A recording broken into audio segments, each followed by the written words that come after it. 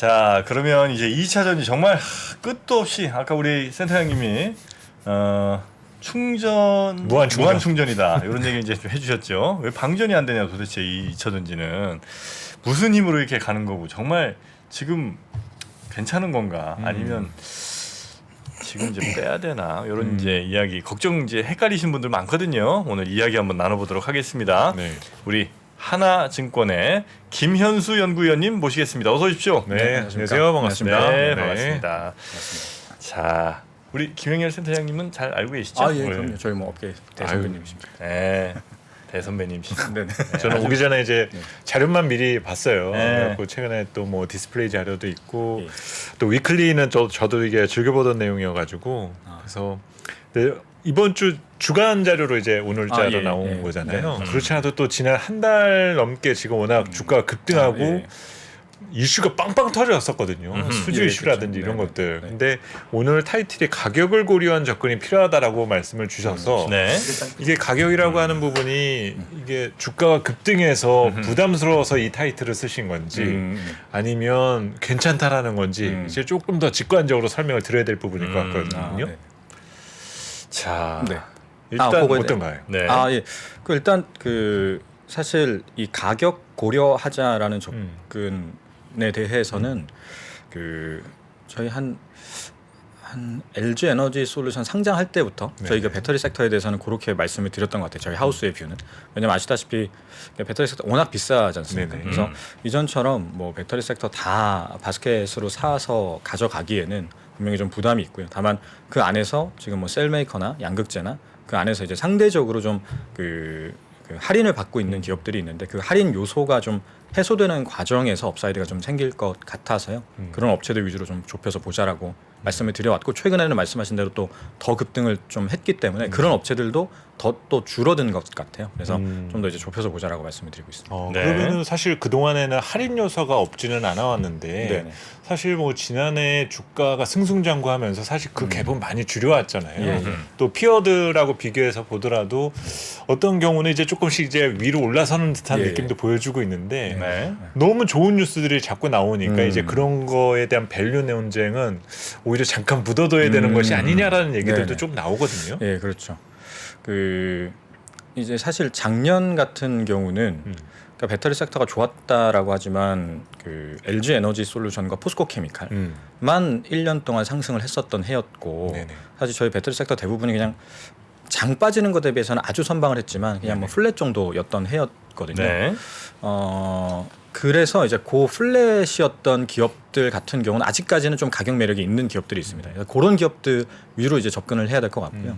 나머지 기업들은 사실 엔솔이든 포스코 케미칼이든 그런 프리미엄을 받고 있는 근본적인 요인들이 있거든요. 네. 저희가 봤을 때는 뭐 엔솔 같은 경우는 미국을 선점했다라고 하는 그리고 이제 포스코 케미칼은 업스트림 수직 계열화를 잘 진행했다라고 하는 이런 프리미엄 요소가 있기 때문에 굉장히 좋은데 이제 주식을 사는 입장에서는 계속 더 가격을 고려해야 된다라고 저희는 보고 있습니다. 말씀하신 대로 밸류 논쟁이 있긴 하거든요. 네네. 더 불을 질러야 된다. 근데 이제 저희가 보는 게 뭐 당장 다음 주가 아니니까요. 네. 저희가 봤을 때는 좀 가격을 봐야 된다라고 보고 있습니다. 많은 투자자들이 1월과 지금까지 주가가 급등하면서 아차 싶었었던 것 중에 하나가 네네. 그동안에 기다렸던 분들이 분명히 많았어요. 네네. 근데 기다렸었던 이유 중에 하나가 워낙 이제 2차 전지 관련 기업들이 4분기 실적에서 악유가 항상 생기다 네, 보니까 맞습니다. 네네.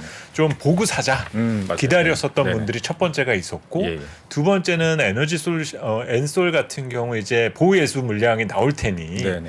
좀 기다렸다가 맞습니다. 물량 네. 제거되고 소화되는 거 보면서 사는 것이 좋지 네. 않을까 이거를 기다렸는데 예.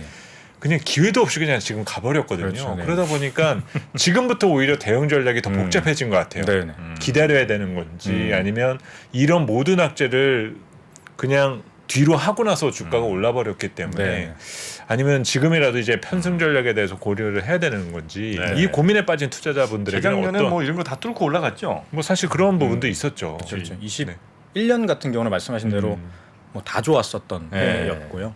22년은 아주 몇 개 기업만 아주 네. 좋았었던 상황입니다. 네네. 올해는 네, 올해는 더 좁혀서 봐야 된다고 봅니다. 그래서 아, 2차전지 네네. 안에서도 네네 맞습니다. 아, 좁혀서 봐야 된다. 네네. 그러니까 말씀하신 대로 이제 계속 더 좋을 수 있는 기업들이 있는데 이 지금 배터리 섹터에서 중요하다라고 생각하는 그리고 실제 산업이 성장하는 과정에서 좀 이제 그 중요한 포인트를 갖고 있는 기업들 위주로 좁혀서 봐야 된다라고 봐요. 그러니까 그 일단 근본적으로는 이제 전기차 침투율이 불과 한 3, 4년 전만 해도 네. 한 5% 내외였었는데 네네네. 지금 작년 같은 경우는 연간 누적으로 봤을 때 한 13% 정도.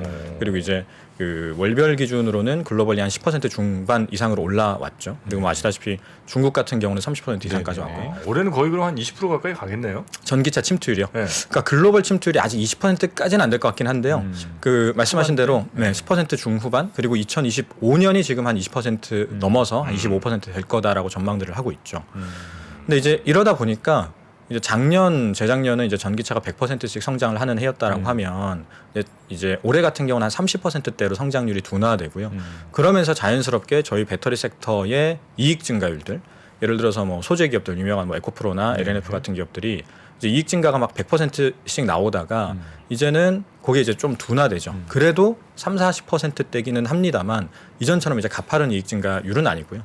그래서 그러면서 당연한 얘기지만 이전처럼 PER 100배, 200배가 아니라 이제 40배, 30배, 20배로 디레이팅 되는 네. 구간에 있고 이제 그 과정에서 더더욱 이제 가격에 민감해야 된다라고 보는 거죠. 그래서 가격과 그리고 이제 뭐 뒤에서 말씀드리겠지만 IRA나 이제 유럽의 원자재법을 보면 확실히 메탈 다루는 메탈 만지는 소재군들이 좀 협상력을 줄일 가능성이 높거든요. 그래서 그런 업체들 위주로 더 좁혀서 봐야 된다라고 보는 것이죠. 보고서 쓰셨죠? 네네. 그럼 이제 그 최선호 기업도 다 밝히신 이제 거죠? 그렇죠. 이제 양극재를 기본적으로 좋아하고, 그러니까 메탈 소재군이라 하면 양극재나 동박이고, 네. 그리고 이제 그 안에서도 가격적으로는 저희가 어차피 뭐 다 그 뭐 포스코 케미칼은 에코비엠이든 LNF든 다 좋아합니다만 네. 가격적인 측면에서는 지금 상대적으로 이게 뭐 나오기 뭐 한 2, 3주 사이에 너무 급등해서 좀 그런 거 있긴 한데 네네네네. 에코프로랑 LNF가 좀 더 가격 매력이 있다. 그러니까 조금 가격 전에 매력이 있다고요? 그러니까 조금 전에 맞아요. 그 박근영 부장님도 네. 나오면서 이제 꼭 여쭤보고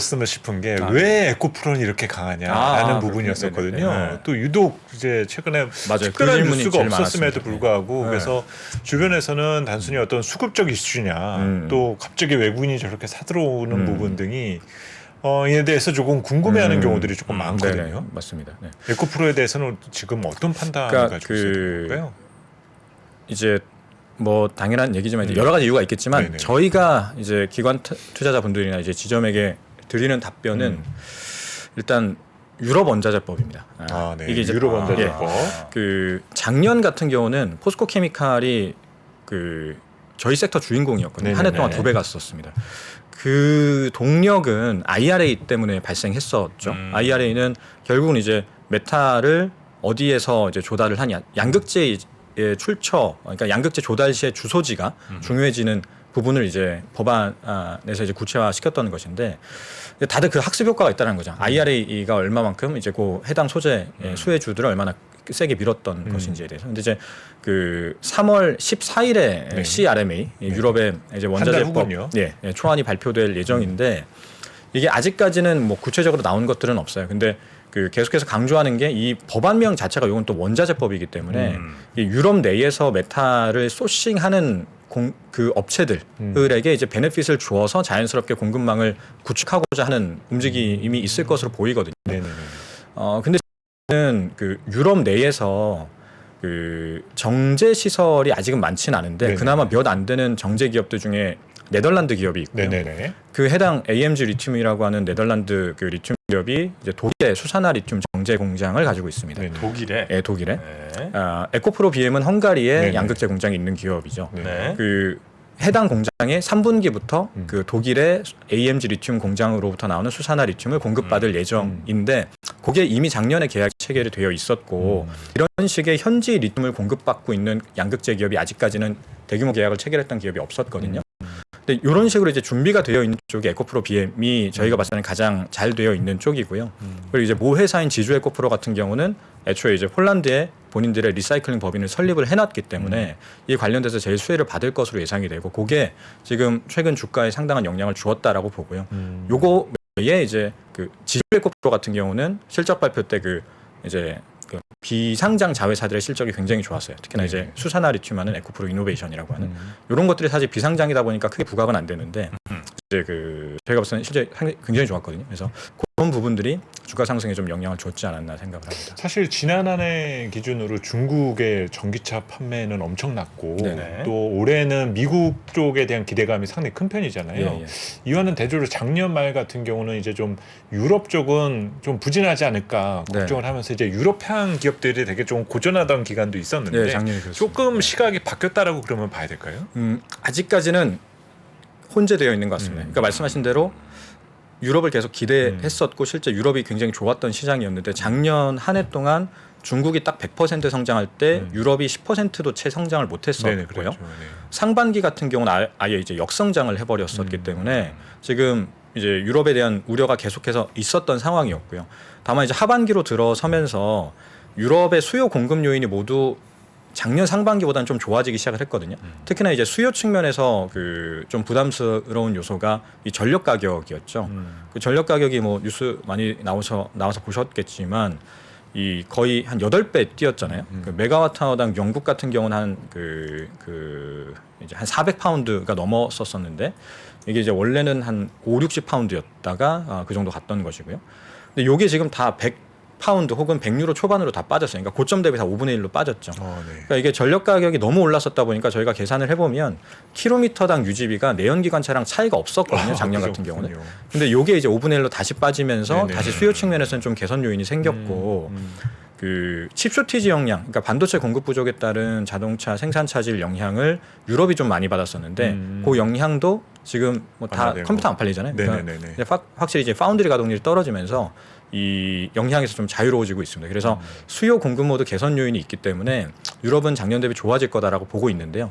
다만 중국과 비슷해요. 성장률은 이전처럼 50% 이상 성장하는 시기는 아닐 거고요. 확실히 둔화되는 국면이기 때문에 네. 아까 말씀드린 뭐 메탈 소재군 혹은 이제 가격 매력 갖춘 업체들 위주로 계속 더 좁혀서 봐야 된다라고 하는 것이죠. 배터리가 예를 들면 왜 보통 뭐 기가와트 뭐 이렇게 이제 그 예. 단위를 이제 예. 하잖아요. 네. 매년 성장하는 게 지금 대략 어느 정도로 예상됩니까? 지금 지금 말씀드린 2025년에 네. 글로벌 전기차 침투율 대략 한 20에서 25%를 보는데요. 네. 지금 현재 판매 대수 기준으로 그때까지 그 정도 간다라고 했을 때는 연평균 시장 성장률이 한 25% 정도 됩니다. 연평균. 향후 3년여에 걸쳐서 거기에 25%. 메인 플레이어가 중국 업체들 있고 그다음에 우리나라 배터리 3사. 그렇죠. 지금 보면은 파나소닉? 그렇죠. 말씀하신 게 답니다. 그러니까 왜냐하면 그 탑6가 있는데요. 네. 그 해당 배터리 탑6의 합산 시장 점유율이 90%이기 때문에 대부분인데 그 한국 3사 그리고 파나소닉 중국 2개, CATL, BYD 이렇게 이제 6개가 있습니다. 거기가 뭐 거의 다죠. 일단은 지금은 그래요. 그러니까 유럽에 막 신생 업체들 뉴스 나온 거 보셨었잖아요. 뭐 뭐 브리티시 잘안 된다고 볼트, 노스볼트 포기하고, 나왔는데 네. 예, 브리티시 볼트는 파산했고 노스볼트는 원래 유럽에 40기가를 내년까지 짓겠다라고 했는데 네. 이게 좀 상황이 안 좋아지고 미국이 그 IRA 효과 정책 효과가 좀 크다 보니까 요거 40기가 미국에 짓겠다라고 했거든요. 네. 그 말은 지금도 아직 안 올리고 있다라는 것이기 때문에 좀 늦어지고 있는 네. 상황입니다. 근데 이제 어떤 산업이 그 나라 정책에 의해서 많이 클 수 있거나 좀 덜 클 수 있거나 이런 거 만약에 네. 결정할 수 있는 산업이라면 그 나라에서 외국에 있던 어떤 기업에 그 많은 이익을 다 몰빵 시켜줄 일은 별로 없을 것 같아서. 당연히 그렇습니다. 네. 네. 그래서 우리가 지금 현재 늘어날 걸로 기대하는 그것과 매출과 혹은 뭐 그 이익들이 네. 우리 기업들에게 다 오지 않지 않을까 하는 네. 걱정이 저는 좀 있거든요. 근데 사실 그 연구원님 자료에서 지난주 자료에서 저는 되게 인상 깊게 네. 봤었던 것이 미국 국무부 경제차관은 25년 미국 전기차 배터리 70%가 한국산이 될 것이다라는 멘트가 네. 너무 확 와닿는 거예요. 그러니까 말씀하신 대로 네. 지금 25년에서 한 27년 구간까지는 미국과 유럽 입장에서 사실 대안이 없습니다. 이게 그 전기차로 그러니까 지금 대전제는 탈탄소고요. 탈탄소로 가겠다, 탄소 중립으로 가겠다라고 하는 그 국면에서 중국의 도움 없이. 그렇죠. 중국의 도움 없이 모빌리티 산업이 탄소 배출량이 25%를 차지하는데 여기에서 탈탄소 안 하면은 사실 애초에 넷제로 전략 수립 이 의미가 없어져 버린 거고요. 여기서 뭔가를 해줘야 되고 그러면 당연히 그 과정에서 이제 배터리가 필요한 거고요. 말씀하신 대로 그 과정에서 IRA 그리고 지금 아직 나오지는 않았지만 원자재법 자체가 이게 이제 배터리가 커질 것 같은데 이 그냥 무턱대해 놓고 키워 놓으면 당장 배터리 셀은 물론이거니와 메탈 시장 같은 경우는 중국이 지금 잡고 있기 때문에 그냥 전기차 그냥 무턱대고 키우면 자연스럽게 스스로 우리 목줄을 중국한테 넘기는 꼴이 되는 것이잖아요. 그래서 자연스럽게 이제 중국으로부터 이제 탈피하는 과정에서 우리가 쉽게 말해서 좀 얻어 걸린 게 분명히 있죠. 그래서 그 과정에서 향후 한 5년간은 말씀하신 대로 이익을 우리가 좀 향유할 것 같아요. 이게 성장 가치를. 근데 그 이후에는 아까 말씀드린 노스볼트든 브리티시볼트든 이게 뭐 5년 10년 보고 들어오는 기업들이 아니죠. 이게 지금 100년 산업이 바뀌는 거기 때문에 정말 100년 보고 들어오는 거거든요. 장기적으로는 이 배터리 산업은 기본적으로 ROIC가 높지 않아요. 반도체나 OLED 대비해서 한 뭐 60% 수준밖에 안 되는 ROIC를 보여주고 마진율은 아시다시피 저희 장기 목표 마진이 한 자릿수대 후반인 산업입니다. 그래서 네. 좀 마진이 박한 산업이기 때문에 경쟁 심화 가능성을 염두에 둬야 되고요. 그러다 보니까 저희는 또 변동비 비중이 높은 산업이기 때문에 업스트림 수직 계열화를 잘 진행한 기업들 위주로 더 봐야 될 것 같아요. 그게 그렇네요. 국내 체인들이고 뭐 예를 들어서 이제 포스코 체인들이고 에코프로 체인들인 것이죠.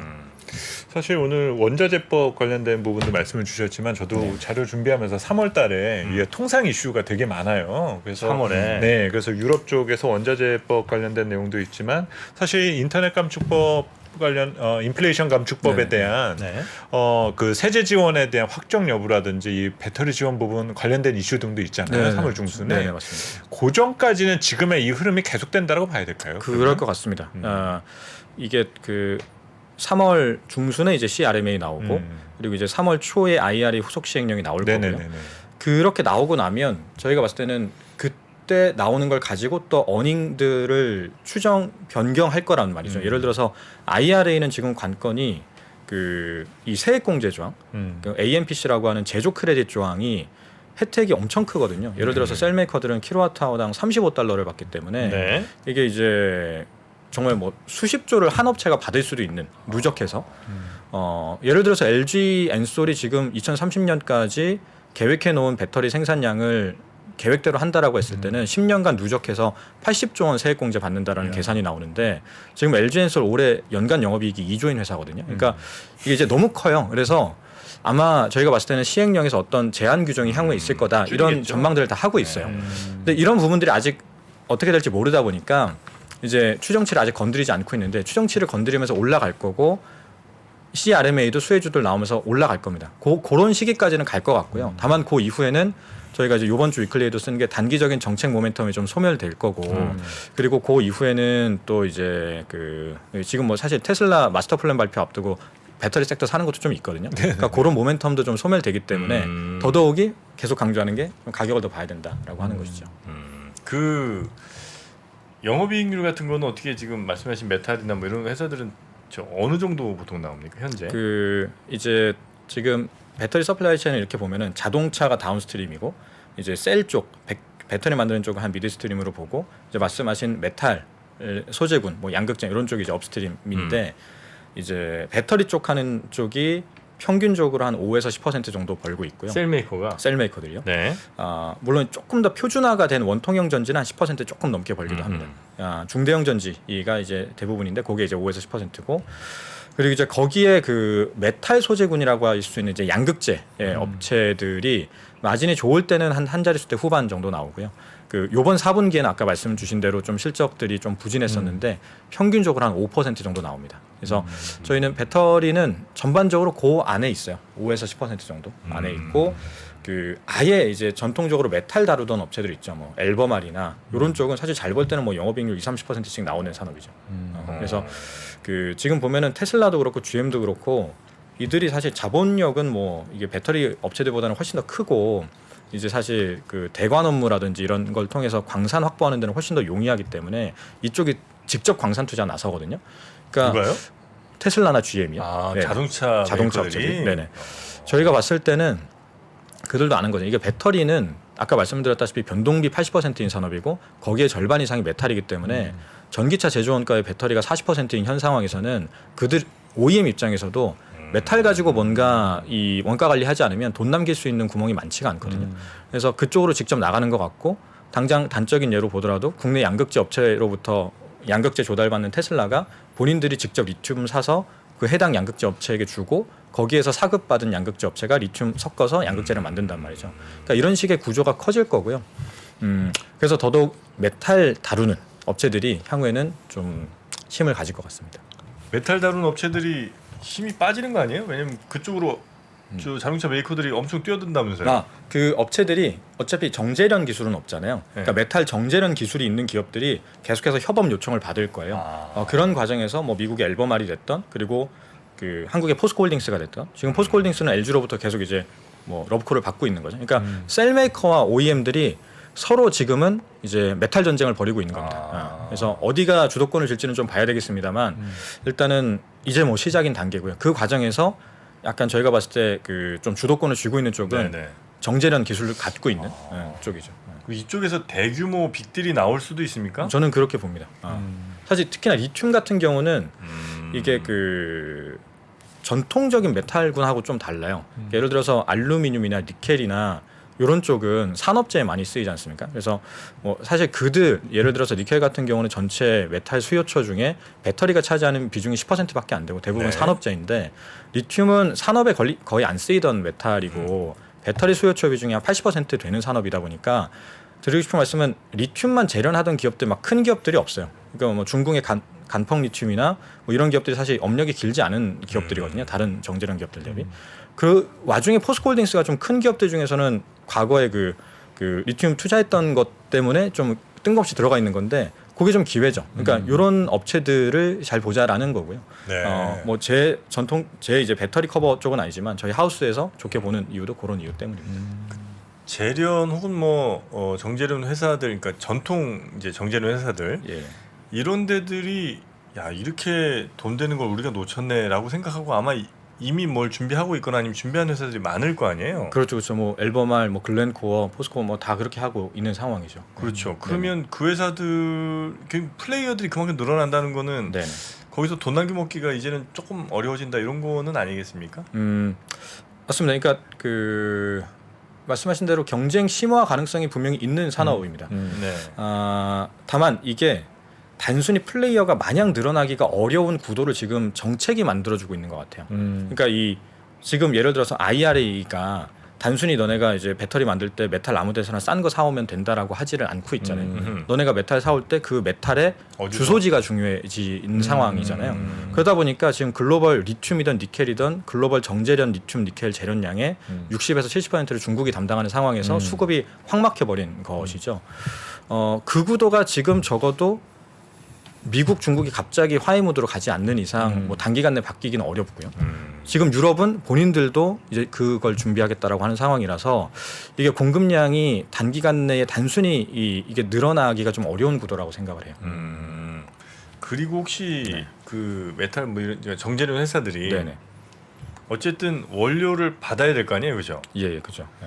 그 원료를 갖고 있는 혹은 원료를 캐는 회사들이 혹시 뭐 갑질할 가능성도 혹시 있습니까? 그런 사례가 사실 있죠. 그러니까 정확히는 그 원료의 그 매장지는 바꿀 수가 없잖아요. 예를 들어서 그렇죠. 볼리비아에 네네. 많고 뭐 네네. 저기 남미에 많단 말이잖아요. 그러니까 그거는 바꿀 수가 없습니다. 근데 이게 이제 정치적으로 불안정한 국가들과 이제 계약을 체결했다 이게 어그러지는 경우가 뭐 볼리비아에서도 발생하고 막 이런단 말이에요.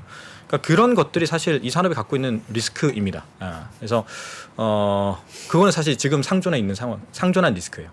이제 그래요? 그 국가가 갑질할 가능성. 이거는 사실 그 개별 기업보다도 이런 이제 광산 투자는 정부가 같이 정치적인. 들어오기 때문에 그런 리스크가 있습니다. 네, 여러 가지 걱정을 많이 합니다, 정프로는. 네네. 네. 크게 보시네요.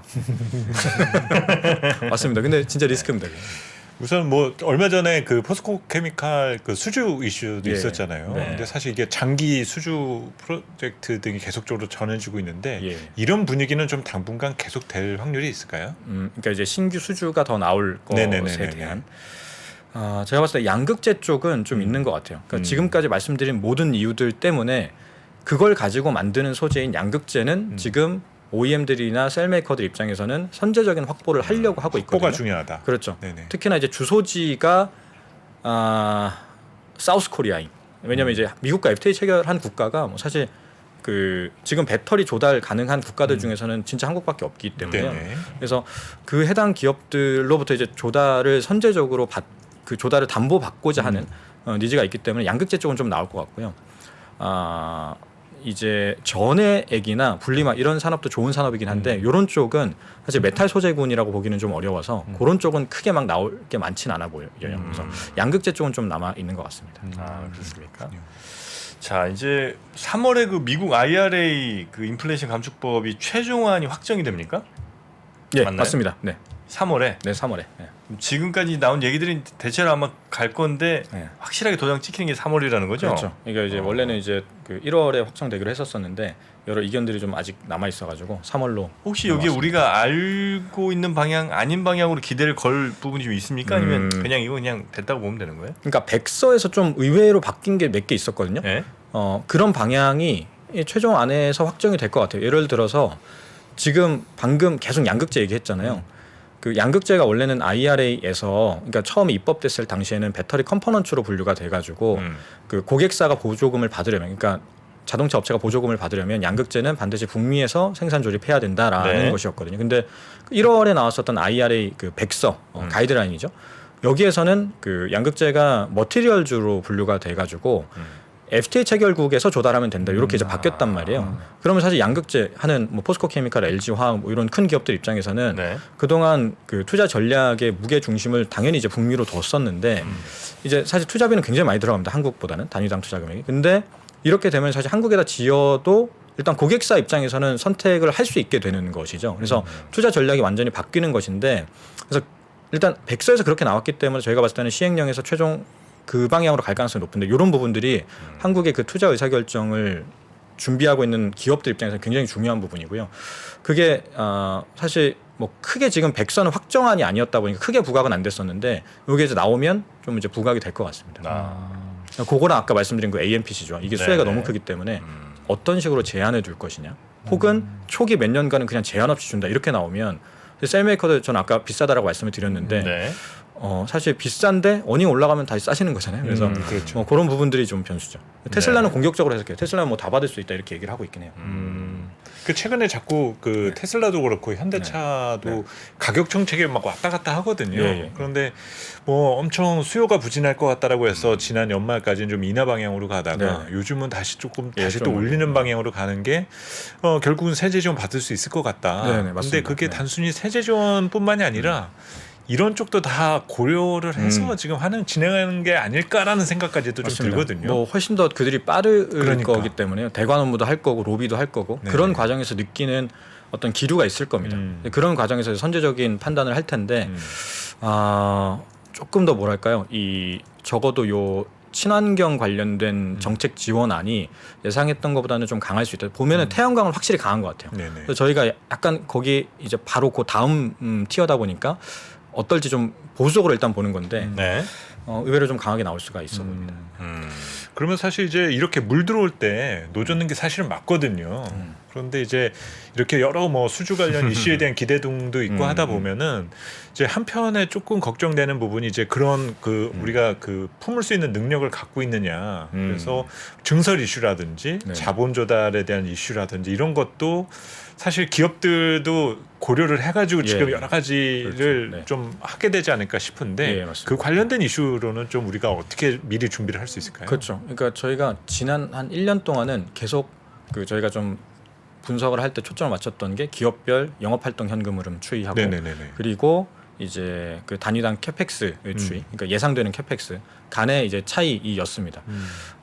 저희가 봤을 때 그 지금까지 한 올해 초까지 그리고 작년 연말까지 개별 기업별 저희가 잘 아는 뭐 LG 엔솔이나 SDI나 뭐 포스코 이런 기업들이 계획하고 있는 캐파는 본인들이 현재까지 유증이 됐던 상장이 됐던 조달해 놓은 현금과 향후 3년간 예상되는 영업활동 현금 흐름 내에서 대부분 대응은 돼요. 근데 이제 그게 좀 간당간당한 기업들이 있거든요. 이렇게 네, 이런 상황에서 어딘가요?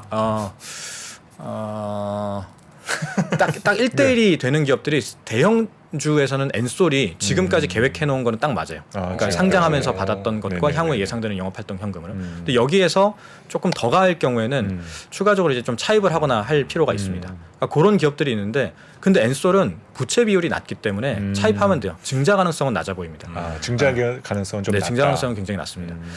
반면에 이제 부채 비율이 100%를 넘어가면서 이게 계획 시작했던 것과 거의 막 간당간당한데 네네네네. 추가 수주가 막 들어오면 그러면 사실 이제 증자 리스크가 생기는 거죠. 네네네. 근데 이거를 단순히 이제 증자한다라 그래서 이제 숏으로 봐야 되느냐? 사실 과거에 그 배터리 섹터 저희 유상증자 제일 처음 시작했던 게 포스코케미칼이었는데 네네네. 25%나 희석한다라고 하니까 그 다음 날 10% 빠졌다가 그때부터 주가가 2.5배 갔거든요. 그러니까 그랬었죠. 이게 다들 그 유증을 어떻게 볼 것이냐에 대해서 고민들이 좀 있기는 해요. 수주가 전제된 유증이냐? 그렇죠. 특히나 메탈 소재군은 양극재는 그때 당시에는 그랬던 것이죠. 포스코케미칼이. 네. 수주를 받을 때 근데 가격은 네. 뭐 예를 들면 10년치 혹은 뭐 5년치 받을 때 네네. 미리 정해놔요? 아니면 이게 야 그때 봐서 적정 가격 뭐 이렇게 이제 갑니까? 예, 그 양극재는 이 메탈로 구성이 되어 있잖아요. 그리고 메탈은 LME에서 가격이 매일 정해지잖아요. 네. 그래서 판가가 그 해당 분기마다 계속 바뀌는 구조고요. 그 구조로 계약을 하되 다만 취할 수 있는 마진 값은 킬로그램당 절대값으로 미리 정해놓습니다. 그래서 마진은 너네가 알아서 그거를 가져가되 거기에서 그 외에 추가적으로 취할 수 있는 마진을 알아서 취하고 우리는 이 정도 보장해준다. 이렇게 비즈니스가 형성이 되어 있습니다. 네, 아, 네, 그 상품 거래소의 가격 플러스 얼마? 요건 이제 정해놓고. 네, 맞습니다. 아. 그리고 그 상품 거래소의 가격은 사실 뭐 5년 후 10년은 모르기 때문에 네. 그때 시세에 맞춰서 판가 조정이 되는 네네네. 구조입니다. 그래서 양극재가 상대적으로 마진 안정성이 좀 있다라고 보는 거죠. 대신 이제 폭발적으로 막 갑자기 늘거나 이러지도 않겠네. 한계가 있습니다. 이게 이제 네. 폭발적으로 늘려면 결국은 디램처럼 고정비 비중이 한 50% 정도 돼줘야 매출 증가 과정에서 레버리지 효과가 커지는데 그렇겠죠. 저는 고정비 20%짜리 산업이고 양극재는 거의 변동비 90%예요. 그래서 한계가 있습니다. 저희는. 그래서 그걸 보시고 향후에 매출 증가 과정에서도 뭐 각자 이제 밸류에이션을 하실 때 마진 값은 상단을 두셔야 돼요. 한 자릿수대 중후반 정도로. 그러니까 만약에 이렇게 되면 사실 우리가 이른바 무슨 뭐 성장주나 이런 거 이제 베팅할 때는 네네. 뭐 5년 10년 후에는 뭐 엄청난 매출에 뭐 이익이 또 엄청 늘어난 이런 네네. 거 이제 기대하고 들어가신 예. 분이 꽤 많을 텐데 네. 매출은 꽤 늘어날 수 있으나 이익은 거의 비율론 정해져 있다라고 생각을 해야 되겠군요. 네, 맞습니다. 네. 태생부터 성장주네요. 네. 그러니까 그렇죠. 매출이 성장을 해줘야 네네. 그래야 이제 이익 성장이 가능한. 그러니까 매출 성장에 따른 레버리지 효과에는 좀 한계가 있음을 염두에 두셔야 됩니다. 그렇군요. 이게 장비 쪽으로는 돈 많이 안 듭니까? 그러니까 이런 저 네. 메탈 하는 회사들은 네네. 그러니까 투자비가 많이 들진 않아요 혹시? 이게 이제 뭐 양극재나 동박할 때 단위당 투자 금액들이 있는데요. 이게 이제 단위당 투자 금액 자체가 어떤 그 다른 산업과 비교를 했을 때 똑같은 예를 들어서 1기가와트하고 대응한다라고 했을 때 양극재가 다른 산업 대비 더 많이 들진 않습니다. 오히려 양극재는 ROIC가 저희 배터리 모든 산업군 중에 제일 높아요. 그러니까 메탈 소재군들이 좋은 이유는 네. ROIC도 높고 마진 값이 아주 높진 않지만 배터리 안에서는 상대적으로 안정적이고 그런 산업이라서 저희가 좋게 보는 것이고. 네. 그러면 이제 실적 측면도 한번은 짚고 실적. 넘어요. 물론 이제 최근 네. 주가가 실적만 보고 움직이는 것은 분명히 아니지만 예. 뭐 올해 지금 수출 데이터들 쭉 나오는 거 보면 뭐 반도체가 뚝뚝 떨어지고 있는데 사실은 2차 전지나 이쪽은 나쁘진 않거든요. 예.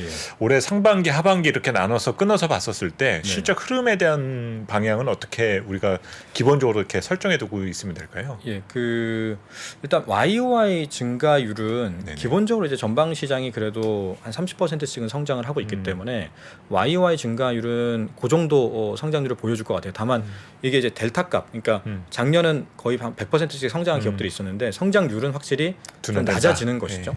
그런 흐름이 계속 유지될 것 같고요. 그리고 이제 분기 기준으로는 이게 뚜렷하게 매년 저희는 계속 그러니까 이제 그러니까 계단식으로 성장하는 네네. 섹터였어요 그동안. 네네네. 매년. 왜냐하면 뭐 당연한 얘기지만 전기차 침투율이 계속 올라가고 있기 때문에 그래서 저희는 어떤 계절성이 크진 않고요. 계속해서 분기 기준으로 성장세를 보여줄 거라고 보고 있고, 네 그렇게 보고 있습니다. 네, 그렇군요. 혹시 저 실적이 앞으로 이제 예상 실적들이 쭉 있을 거 아닙니까? 네네. 제일 저 좋게 보는 회사는 어디? 실적이 제일 좋을 것으로 네. 예상되면서 올해 실적 내년 뭐. 증가율이 제일 높을 것으로. 보고서 쓰셨을 거 아닙니까, 그죠? 예, 그렇죠. 저희가 이제 네. 다 발간한 기업들 중에 어떤 개별 기업이 어디가 제일 증가율이 높다. 요거는 사실 그만큼 또 굉장히 비싸기 때문에 네. 거기가 마냥 좋다라고 보지는 않아서요. 그렇죠, 그렇게 그렇죠. 하기보다는 네. 제가 봤을 때 제가 지금 섹터를 볼 때 좀 큰 판으로 보는 그 키워드는 첨가제예요. 그러니까 그 전반적으로 성장률이 둔화되고 있기 때문에 양극재나 네. 이런 기업들의 이제 성장률도 당연히 둔화되는데 첨가제는 말 그대로 없다가 첨가하는 소재잖아요. 불스원샷 같은. 어디요? 불스원샷? 불스원샷. 아, 네, 그렇죠. 그런 것처럼 불스원샷은 그래도 이제 필수제인데 애초에 이제 나노신 소재. 아 그렇죠. 그 옛날에 저기 말씀하셨던 거 기억이 납니다 지금. 네. 그 저기 원래 안 쓰이다가 이제 들어가는 거기 때문에 전반적인 성장률이 둔화되는 국면에서 해당 소재군들은 조금 더 이제 시장 성장률을 상회하는 매출 증가율이 나올 가능성이 높습니다. 그래서 첨가제 기업들은 사실 많이 오르긴 했는데요. 제가 봤을 때는 요 해당 기업들의 이익 증가율이 향후 한 3년여에 걸쳐서는 제일 높을 가능성이 높습니다. 네. 아, 그리고 이제 첨가제. 뭐 3월 중순에 중요한 이슈들도 있고, 예, 예. 근데 사실 그 전에 테슬라 데이에 아, 그렇죠. 네. 대한 기대도 분명히 있거든요. 예, 예, 맞습니다. 근데 예. 이게 그냥 그런가 보다 생각을 했지만 지난 연초부터 100불 하던 테슬라가 갑자기 지금 200불까지 주가가 올라와 버리니까 네네네. 어느 이런 그 테슬라 데이에 대한 기대감까지 이게 최근에 반영이 된 건지 되게 네네. 헷갈려하는 분들도 많아요. 예. 이 우리 2차 전지 관련주들 입장에서는 네. 이번 이 테슬라 데이에 맞춰서 네. 생각하고 준비해야 될 거가 만약에 있다라면 어떤 부분이 있을까요? 이게 그 테슬라가 이제 마스터 플랜 발표하겠다라고 네네네. 얘기를 하면서 이야기했던 키워드가 음. 지속 가능한 성장을 이야기를 했었는데 당연히 이제 친환경에 친환경 대해서 에너지 이야기를 얘기를 하겠죠. 했었죠. 그래서 네네. 말씀하신 대로 친환경 에너지에 조금 더 이제 초점을 맞출 것 같아요. 단순히 우리가 뭐 자동차 몇 대 팔겠다 이것보다는 그래서 전반적인 친환경 생태계에 대해서 이야기를 할 거고 당연히 모빌리티 얘기를 할 겁니다. 그래서 뭐 전기차 테슬라 뭐 판매량 얼마 늘어날 거냐 그거는 이제 기본적인 당연히 이제 투자 포인트고요. 네네. 저희가 봤을 때 조금 더 새롭게 부각이 될 수 있다라고 보는 키워드는 ESS거든요. 그러니까 테슬라도 ESS 사업을 하고 있는 주체고 그 과정에서 한국의 배터리 기업들이 ESS에서는 테슬라랑 더 많이 거래를 해왔었습니다. 그래서 그 ESS 키워드를 좀 보자라는 생각이고요. ESS. 네, 국내 셀메이커들이 사실 ESS 잘 하고 있고 네네. 이쪽에서도 물량이 꾸준히 증가하고 있어서 저희가 봤을 때는 ESS 관련된 수혜주들이 좀 부각이 될 것 같은데 사실 완전히 새로운 건 아닙니다. 그러니까 이제 그렇죠. ESS만의 새로운 키워드가 있다라기보다는 그것 때문에 또 하나 이제 동력이 생길 수 있다라는 것을 좀 주목해야 될 것 같습니다. ESS.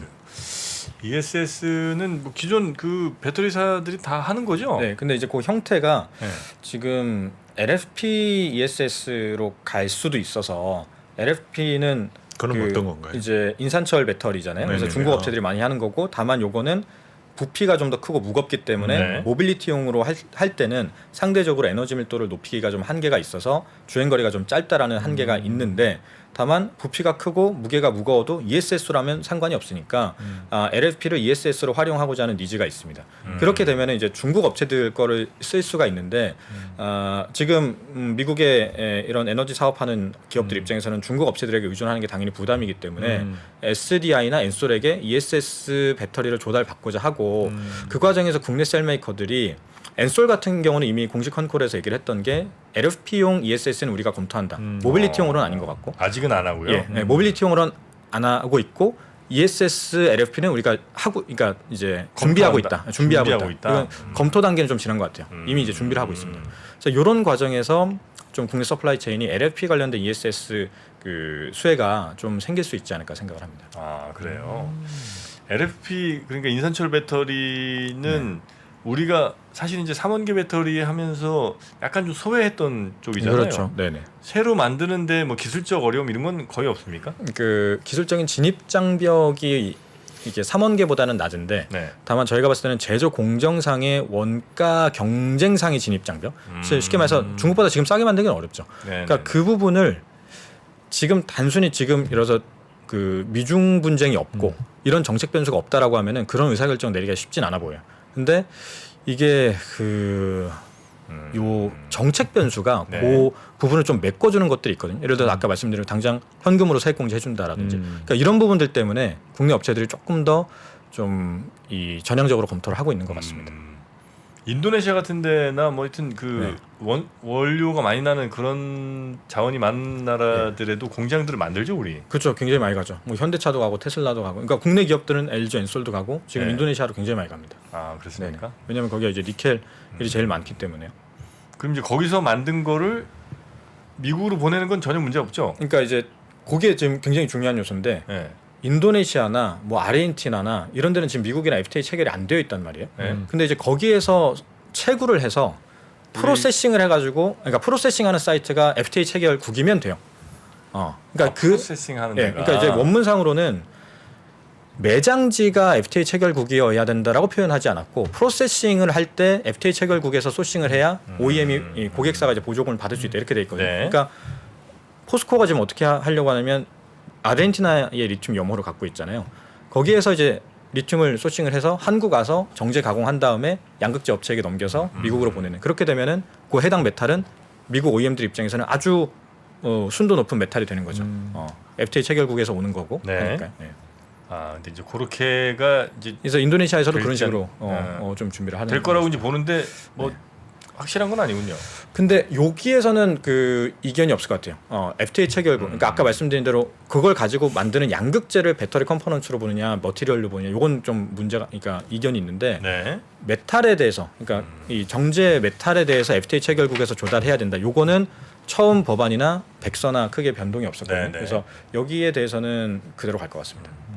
그 에너지 밀도는 이제 올라올 때까지 올라온 거예요. 한참 막 400, 450, 500, 네네. 550, 뭐 600 뭐 이렇게 한참 가는 것 같더니 그러니까 거의 이게 그 멈춘 것 같아요. 이제 밀도 개선의 그 강도는 점진적으로 이제 둔화될 수밖에 없다라고 봅니다. 이게 한계 서서히 다다라고 있는 거예요. 그렇죠. 그러니까 그 분명히 좀 남아 있죠. 많이 남아 있는데 예를 들어서 니켈 비중이 그 50%가 안 됐을 때 이제 니켈 비중 지금 80%까지 오는 과정에서의 그 발현시켰던 에너지 밀도 개선의 폭과 그리고 니켈 비중 지금 80%에서 90%로 갈 때의 에너지 밀도 개선 폭은 당연히 그 한계 효용의 증가폭이 그렇겠죠. 예. 줄어들 거잖아요. 그래서 지금이 그런 구간이고요. 그러다 보니까 이제 다른 쪽으로 가는 거죠. 양극재에서 니켈 비중 증대시키는 것을 넘어서서 이제 음극재에서 실리콘 첨가하고 그리고 양극재와 음극재에 들어가는 부자재 중에 하나인 도전재를 좋아하시는 나노신소재 같은 기업이 이제 CNT 도전재로 바꾸고 뭐 이런 식으로 이제 그 양극재 말고 다른 쪽에서 조금 하려고 하는 움직임들이 조금 있고요. 그런 네. 기업들이 조금 부각을 받을 수 있는 구간이라고 보고 있습니다. 아, 그렇습니까? 네. 아, 그래서 그 보고서에서 쓰신 내용들 보면 이제 정리하자면 배터리 셀 업체들보다는 이제 메탈 소재 이쪽 회사들 혹은 이제 첨가제 이쪽 회사들을 좀 더 좋게 보고 계시는 거고요. 그러니까 이제 지금 산업의 그 ROIC와 그리고 네. 현재 그 정책 변수를 보면 조금 더 이제 금속 다루는 기업들이 좋아 보이고요. 다만 이제 셀메이커들도 이제 그 시기마다 예를 들어서 지금은 이제 아까 말씀드린 AMPC 때문에 지금 어닝이 좀 올라가는 구간일 거거든요. 그래서 지금은 리스크 온 구간이라고 생각을 해요. 근데 이제 제가 보통 이제 추천을 드릴 때 한 3년 보고 진짜 좀 살 기업들을 추천드린다라고 했을 때는 말씀드린 키워드들 메탈 키워드를 가진 소재군들을 3년 보고 간다면 사자라는 생각입니다. 그러면 6개월만 보면 어떻게 될까요? 6개월이요. 6개월보다는 아까 조금 전에 네. 이제 리스크온 신호를 말씀을 주셨었기 때문에 네네. 리스크 오프 신호로 걱정하고 계시는 게 만약에 있다면 요런 뉴스는 조금 깨름직하다라고 하시는 거가 있다면 어떤 게 있을까요? 마침 주말 중에 이제 그 CATL, CATL이 그래도 그거 여쭤보고 싶었었거든요. 포드하고 이제 한다고 하지 않습니까? 네네네. 그 지금 계속 얘기한 게 중국이 센데 네. 미국은 중국이랑 안 싸워도 되는 판이다라서 좋다라는 건데 네네. 사실 규모가 작기는 해요. CATL이 지금 포드랑 하겠다라고 하는 게 그렇지만 어쨌든 들어온다라고 하는 거니까 네네. 이게 이제 리스크입니다. 제가 봤을 때는 그래서 더더욱 또 좀 가격을 봐야 될 것 같고요. 근데 이제 이게 그 포드와 CATL은 원래 이제 협업하겠다라고 하는 얘기를 작년부터 해왔던 상황이라서 something new는 아니에요. 그리고 규모도 아직은 작습니다. 네네. 근데 이게 계속 좀 커져갈 가능성. 그게 제가 봤을 때는 리스크 오프를 해야 될 시그널이 될 것 같고요. 아직까지는 그 정도의 시그널은 아니다라고 보고 있습니다. 또 하나 만약에 미국이 한국에게 지금 뭐 어쨌든 네. 되게 그 좀 지원을 해주는 약간 방향의 느낌도 봤는데 네, 저 배터리는 그런 것 같죠. 네, 근데 뭐 한국에 대한 견제 장치가 필요하다. 예. 아까 뭐 CATL 부분도 말씀을 주셨지만 네네. 그런 게 또 있다라면 어떤 것들이 혹시 있게 될까요? 아직까지는 어떤 그들이 배터리 공급망에서 차이나 외에 네. 어떤 뭐 사우스 코리아나 재팬을 견제하겠다 이런 움직임까지는 아직은 없기는 없다. 해요. 사실 그거는 정말 전혀 없습니다. 근데 이제 유럽은 자생적으로 미리 준비하려고 하는 움직임들이 말씀드린 그 노스볼트나 이런 이제 브리티시 볼트 같은 기업들에게 공적 자금이 투입된다라든지 혹은 폭스바겐 같은 기업이 그러네요. 지분을 투자한다라든지 이런 움직임이 자생적으로 조금씩 있어요. 근데 이제 지금 이 얘기가 2018년부터 나왔는데 이들은 여전히 배터리 공장을 설립하는 시작조차 못한 상황이라서 아직까지는 좀 시간이 많이 남아 있는 것 같습니다.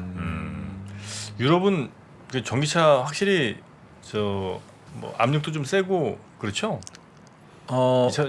일단 뭐 시장 자체가 훨씬 더 크기는 전기차로 가야 된다는 그렇죠. 뭐 이미 뭐 노르웨이 같은 경우는 전기차 침투율 80%고 신차의 경우에 그렇죠. 네네. 신차 판매량 네네. 중에 그리고 독일은 뭐 거의 50%고요. 전기차가요? 예, 전기차가요. 신차 뭐 판매량 팔려요? 중에. 팔 게 있나?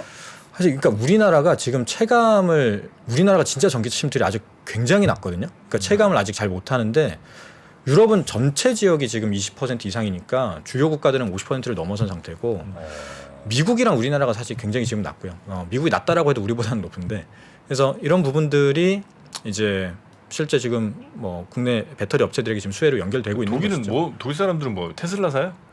테슬라 그리고 이제 그 판매량 기준으로 보면 네. 스텔란티스 그리고 독일 3사 그리고 네. 현대기아, 테슬라 요렇게가 이제 탑티어입니다. 전기차 기준? 네, 전기차 기준으로. 그러니까 스텔란티스 안에 뭐 르노니산 다 들어가 있으니까요. 독삼사들도 유럽에서 꽤 팔립니까?